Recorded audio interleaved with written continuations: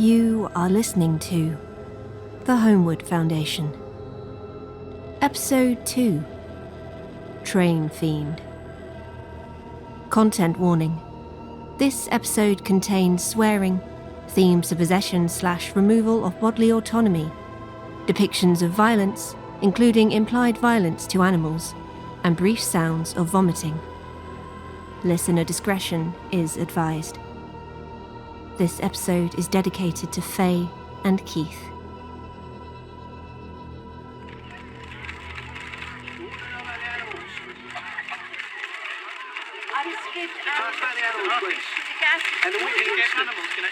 Good morning, everyone.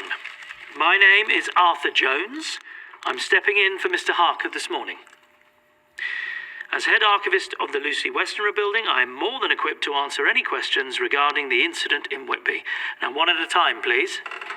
Yes, you, in green. Thank you. Lucille Young, The Telegraph. Why is Mr. Harker not attending today's conference? I'm afraid Mr. Harker has been taken unexpectedly ill and is returning to our London offices. He regrets that he cannot speak with you all at this time. Anything you would ask him, you can ask me. We were all very sorry to hear what happened in Whitby. Do we have any new information about the source of the explosion? There is no new information beyond what we've already released to the press. It is believed that a gas leak caused the explosion. We are holding a private investigation and are keeping the authorities informed. Next question, please. Oh, Collins. Hello. We're both quite away from home, I see. Yes. Hello. Collins from the Whitby Gazette. I wanted to ask if you had any comments on the recent wild animal attacks near Whitby. I don't know why we would. The Westenra building wasn't a zoo. No, of course not. But it does seem an odd coincidence that they began at the same time. The attacks are a matter for the local authorities. If there were any way that we could assist, I assure you we would. I'll take two more questions, starting over there, in the blue shirt. Francesca Royal, from The Guardian. Concerning those who lost their loved ones in this building collapse, what will you be doing to compensate them?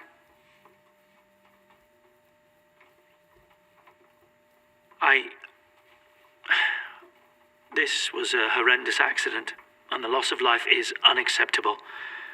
I consider everyone at the Westenra building not just a colleague, but a friend. That is to say, I will do everything in my power to ensure their family's safety and comfort at this time. I think that's enough questions. I'm sorry, but we have a lot to be getting on with. Thank you, everyone, for coming. Mr. Jones. Mr. Jones. Mr. Jones. Mr. Jones. And the Whitby Institute. Do you need more facts in there?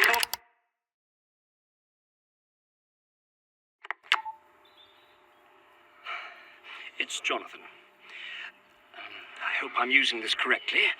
I wish to have this recorded for your benefit, Mina, and mine, in case I must be held accountable for whatever I do next.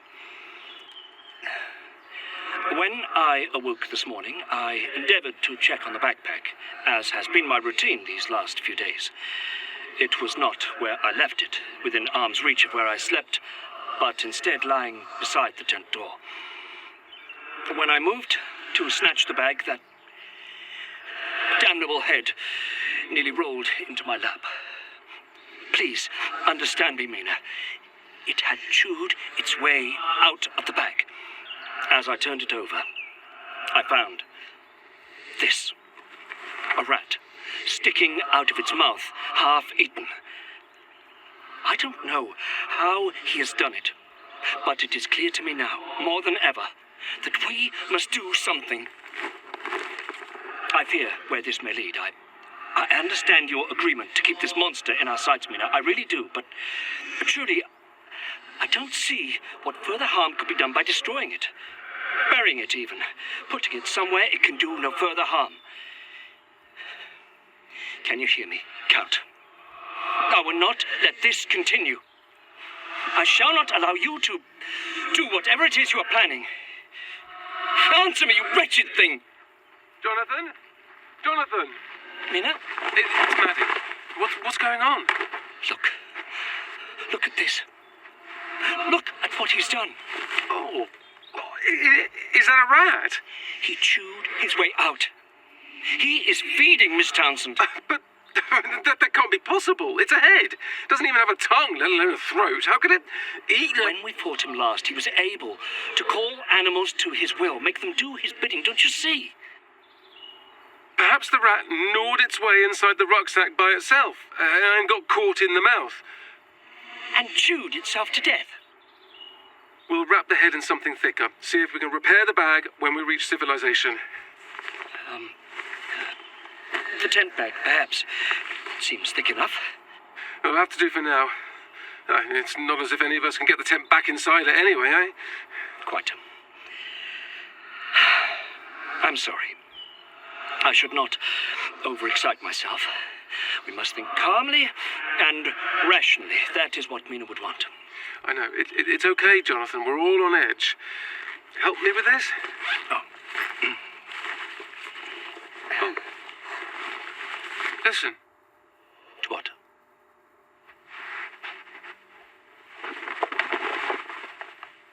The birds have stopped singing. What?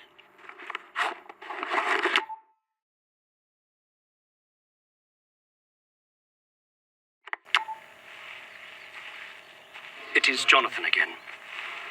I wish to apologize for my outburst earlier.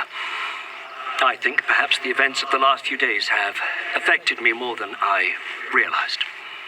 One moment it is morning, then when I next open my eyes, it is late afternoon. I am aware that time has passed and sometimes conscious of having spoken words that were not my own. But otherwise there is darkness. I do not like being trapped. We are walking again. We packed and left as soon as we could, following the incident with the head.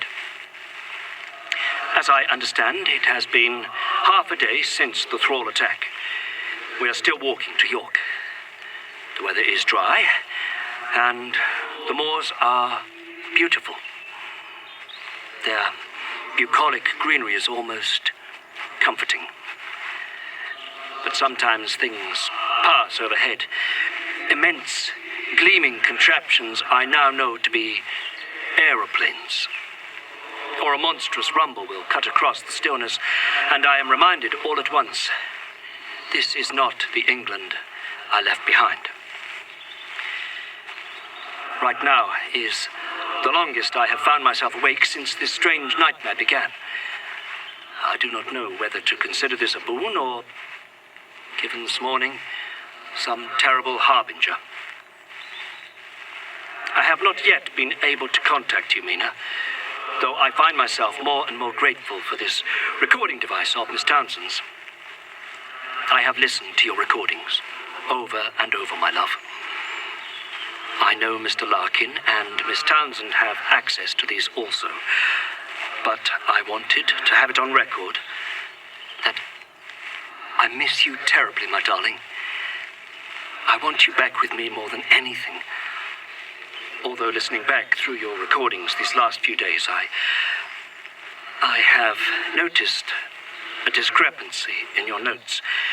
You, I'm not quite sure how to inquire. You mention us having a... Mina! Still, Maddie. Have you finished recording? Yes. Yes, I suppose so. Oh, here, may I assist you? Yeah. Thanks. I think I spotted some rooftops over in that direction. We're getting close to a village or something. Someone's got to have a phone we can borrow. Well, Amina's foundation may yet assist us. How is your foot? Perhaps I should carry your bags. I'm really all right, Jonathan. I found a good stick. I can walk. Forgive me, but you do not look all right. Neither of us looks particularly wonderful right now, do we? Look, it's very sweet that you're being protective, but I can handle myself. It's just a sprained ankle. But Miss Townsend... It's Maddie! And no buts. I'm not a damsel in distress, and I'm not really your wife. You do understand that, don't you? I do. I do understand. But I keep thinking of that moment when I first awoke, and your eyes changed, and you were... I know. I'm sorry. Our marriage began and ended in despair. I must do right by her in this strange new world. I don't think there's any more you could do to prove to Mina you would fight for her. And please understand that both of us are perfectly capable of looking after ourselves. Of course. Of course, Madeline. Maddie. I shall try my utmost. Thank you, Jonathan. Now, let's get moving, shall we? Right. Yes. Onward we go.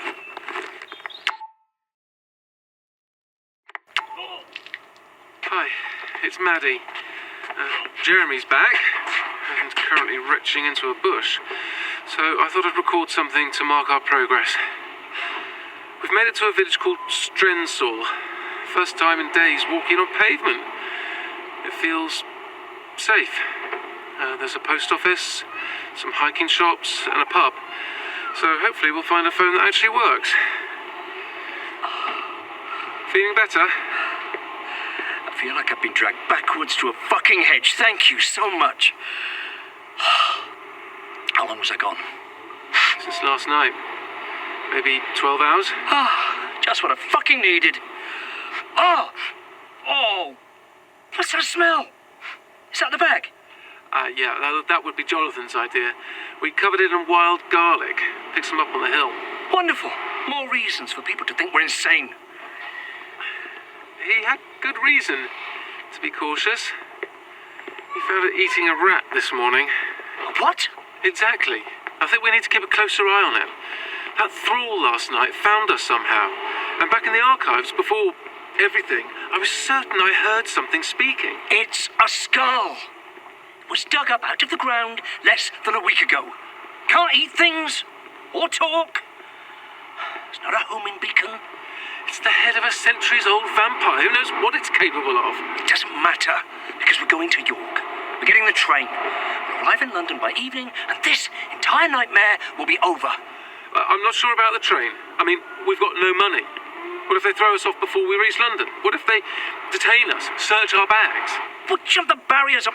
Christ, I don't know. Steal someone's ticket. I don't care. And I've no intention of changing our plans just because Jonathan had a bad morning. Come on, this way. For the sake of the recorder, we've just reached a pub called the Sailboat. They don't have a phone. I'm fucking stealing one. So, Mina, Jonathan, if you wake up surrounded by people... Try not to make us look insane, please.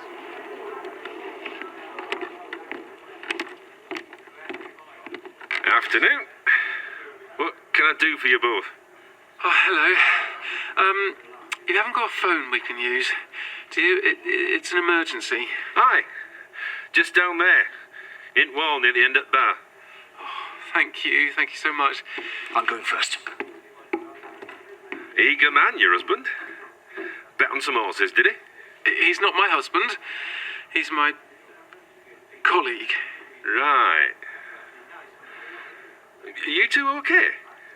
You look rough. It's just a long hike. And I've hurt my ankle. Oh. Well, can I get you anything while you wait? Well, 2 tap waters, please. And maybe some painkillers, if you've got them, please. Right, you are. So, this is where we are, just in case. Oh, God, I'm tired.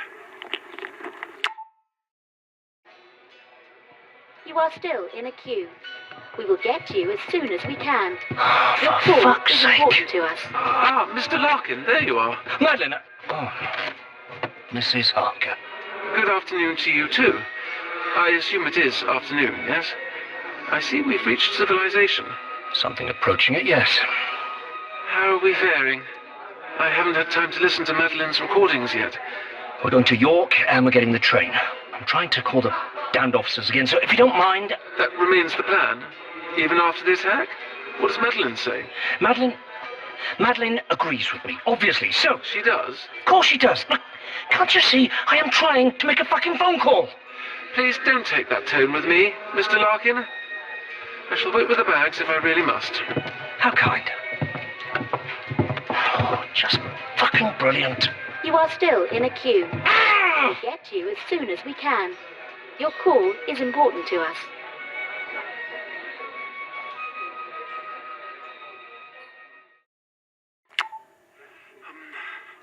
Hello. I feel like I blacked out for a second just then. Mina, did you wake... Any luck? Same bloody hotline. Left another message. Told them we're alive and getting the train to London. With any luck, someone will pick us up, or at least acknowledge our fucking existence. That would be nice. Did I leave for a second? There's nothing on the recorder, but I could have sworn that... Mrs. Harker decided to go for a little walk. I directed her back to your seat. Ah, I see. Thank you. You know, I was thinking last night about the ghosts. About the timing of all this. Right after we found the head. No, I am not having this discussion with you. This isn't our problem. Once we get to London, it won't be our problem. Wait, you think the Foundation will know how to fix this? Work out why the Harkers are here? Or prove why we're having a shared mental breakdown. Whatever it is, I refuse to have anything more to do with Mr. or Mrs. Harker or that fucking head. You know, for a Foundation director, you seem remarkably unhappy with the details of your job. This is not my job. I am supposed to be sitting in the London offices coordinating investors, charity functions, everything nice and normal about this fucking company. Not find myself possessed by a fucking ghost and ferrying some skull across the English countryside. So what were you doing in Whitby? I was volunteered. But you're still high up in the company. Isn't there, I don't know, an executive emergency number you could call? Maybe a Foundation safe house? Oh, yes, because I know anything about that. But you're senior management. I'm not senior anything. My father decided to maroon me in fucking Whitby so he could have even less to do with me than he already did. And given how he's decided not to pick up the phone for the last 3 days, I might as well be a fucking intern for all that it matters. Hold on. Your father is Jonathan Harker III. Why didn't you tell me this before? Does it matter? Well, I think it might matter just a little bit, yes, considering we've been running across the Yorkshire moors for the past 3 days. Yeah, all right, keep your voice down. And considering who exactly is possessing you right now, I think that might actually be very important information to share. My father would barely speak to me before this happened. And now, even his fucking hotline is screening my calls. And for your information, I am not... Here you go. 2 waters. Oh, and my wife found some painkillers in first aid kit. Oh, thank you. Thank you. Whereabouts were you two hiking then? Oh, here and there. Lovely weather for it, right, Jeremy? Beautiful. First timers, I see. Hey, you didn't spot anything nasty on your travels, did you? Only on account of your leg. Nasty? She caught her foot in a rabbit hole. A rabbit hole. Ah, that'll do it. Apparently some rich bloke's pet jagger got loose a few days ago. Killed 2 people. Police have been up and down moors trying to find it, closing all footpaths. I'm surprised you've not heard it. We've had people come in with all sorts of stories. Oh, that's... We keep some papers on bar, if you fancy a look. Well, it might not help you sleep at night, but it pays to be prepared. Thank you so much. Escaped jaguar. Is that... Foundation protocols. We've had them in place for years. Gives us plausible deniability in case anything happens. Have you ever had to use them before? Funnily enough, not until the Harkers showed up. 2 people killed. Just be glad it wasn't us. No, I really don't think it's a good idea to keep walking, even to York. Of course it's a good idea. It's the only good idea we've got. People have died, Jeremy. What if the head really is leading the thralls? Shouldn't we hole up somewhere, keep ourselves protected, and what? They're not the monsters while we wait for someone to call. I don't fucking think so. The train is our only hope of getting anywhere. Look, when I spoke to Mina earlier, she agreed with me, okay? She did? But what about the thralls? They can have a wonderful time chasing a high-speed vehicle. I'm being serious. So am I. The Foundation should be dealing with them by now. Look, I just want to sit somewhere warm and away from nature for 5 fucking minutes. I just wish someone knew where we were. I'm going to use the phone and see if I can get a hold of Arthur. You're leaving me here? On my own? What, you left me? Here, I'll leave you with the recorder. If Jonathan reappears, he knows how to use it. How nice for him. Hey, it's Arthur. Sorry I can't come to the phone right now. Probably beavering away underground. So leave a message after the beep and I'll get back to you ASAP.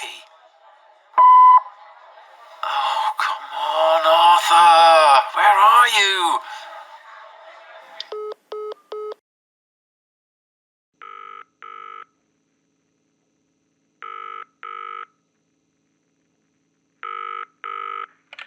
Dr. Lake's office, and please, for the love of God, tell me this is computer maintenance.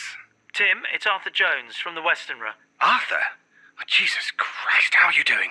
What's going on? We've barely been told anything. It's fine. We're running just about every protocol under the sun, I think, but we're holding things together.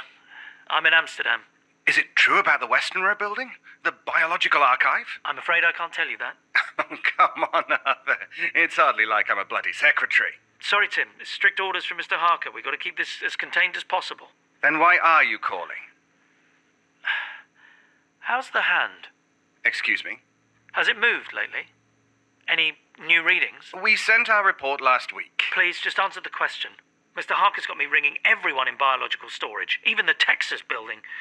We need a fresh report on each of the limbs sent over immediately. I mean, the last I checked, the hand's the same as it's always been.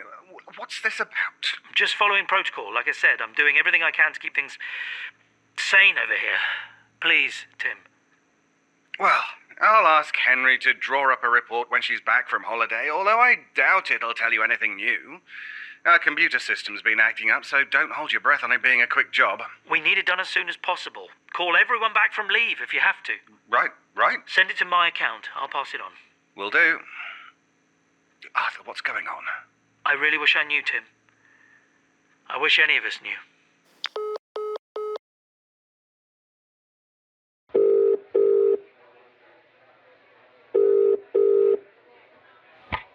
Hello? Oh, hi, Mum. It's me. Oh.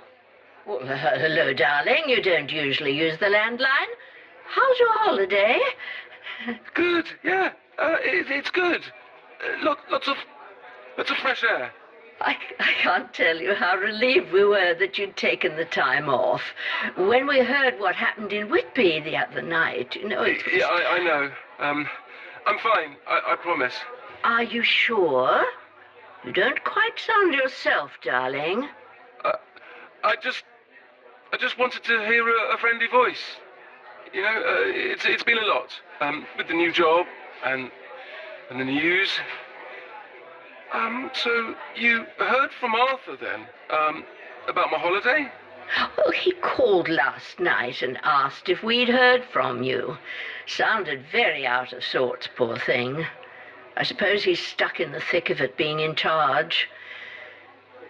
You know, I thought of you both this morning, that foundation of yours. Saw a trailer on the telly for that new Thomas Van Helsing film, you know, the one with the... I've not been able to get a hold of Arthur, middle of nowhere and everything. So if he calls again, tell him I'm on my way to London. Please, tell him I'll be there soon to say hello, if he's there. Tell him I'm okay. I thought you were on a walking trip. Yeah, I am, but after I'm done, I'm spending a few days in London, just to catch my breath. Just tell him I'll be there. I'll let him know, sweetheart. You two haven't had a falling out, have you? Oh, no, nothing like that. Oh, good. You stay safe, love, all right? Your father and I were so worried about you before Arthur called. Just the thought of something happening. Well, it's just lovely to hear your voice. Yeah, you too. Bye, Mum.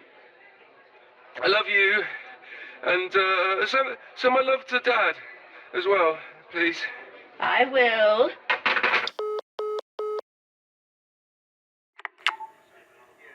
The giant trees are bending, their bare boughs weighed with snow, and the storm is fast descending, and yet I cannot fucking go.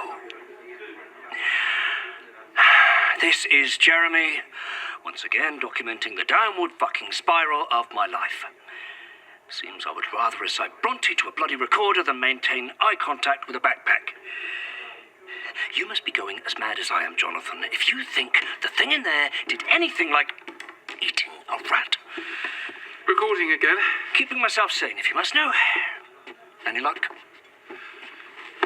Arthur didn't pick up. Called my mum instead. How lovely. And what tips did she have for fighting the undead? I told her to let Arthur know we're headed to London. If your call doesn't go through, there's a chance mine will. Oh, God, this is a mess. We'll have to try our best with the train, won't we? Jump the barriers, I suppose. Hope nobody kicks us off before we get to London. You're agreeing with me. What made you change your mind? I just want this to be over. I want to go home. Tell my mum how I'm really doing, find out how Arthur is. I don't want to spend another moment stuck here not knowing. And if Mina agrees with you... How long until we reach York? We should be there by the evening, if we're fast. Good, good. Your father really hasn't answered your calls? No. I'm sorry. I can't imagine not being able to talk to my parents. Oh, no. We're not doing this either. Longest blackout of my bloody life, I refuse to wake up and have a heart-to-heart with you inside a fucking pub. Why not? I mean, considering we're stuck together, as you're so fond of telling me, we're both tired and miserable and missing home, but at least we're not alone, right? No matter how alone we might feel. It's just the problem, isn't it? We're all stuck here like this. Look, my father and my job, they're just the way they are, all right? Now, would you please stop being kind to me? Fine. To us? Don't push it. To us. And to getting back home to the people who love us. To us. And surviving this fucking nightmare.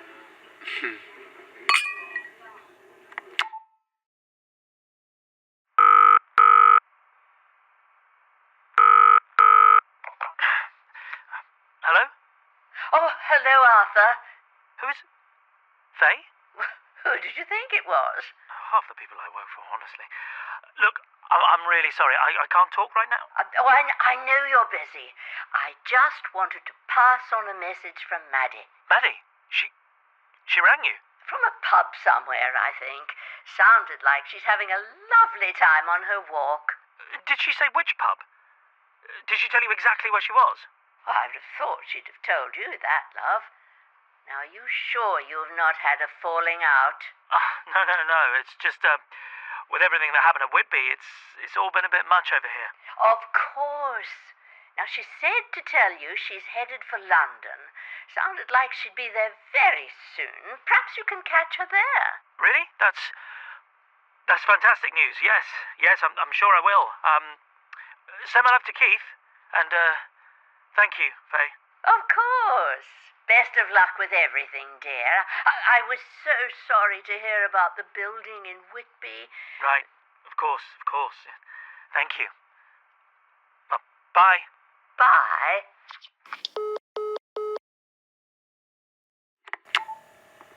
As Madeline is so eager to provide updates, this is Jeremy reporting that we are in York. We've made it to fucking York. And it only took 4 horrible days. Well, it would have been quicker. How's your foot? It's nothing to worry about. It's not nothing. You look awful. If you can't walk, we'll have more fucking problems to deal with. Oh, forever the optimist. Fine. My foot is a problem. It hurts a lot. But I have my stick. We're almost at the station. You'll get a chance to rest, and we'll get to London without another endless cross-country hike. I'm sure that'll do us both the world of good. What do we do when we get to London? We'll need to leave detailed instructions for the Harkers. Oh, Christ. Just the thought of those two dawdling around London. where people might see us. Them. Have you got, I don't know, a friend you can call? Someone who can help us get from the station to the office? No. I'm not suggesting a father, just a friend. Even an acquaintance. Regrettably, Miss Townsend, anyone I could call has been refusing to answer the phone for the last 3 days. So my vast and varied circle of fucking friends will have to wait. There's really nobody else? No. Funnily enough, some of us enjoy our own company. With such charming manners as yours. Let's just get to London, please. And if our delightful co-passengers could stay quiet for once, I would be much fucking obliged. Hello. This is Jonathan. And this is Mina. As you can no doubt hear, we are travelling together on the 10:23 train service to London King's Cross from York. We are alone in this carriage.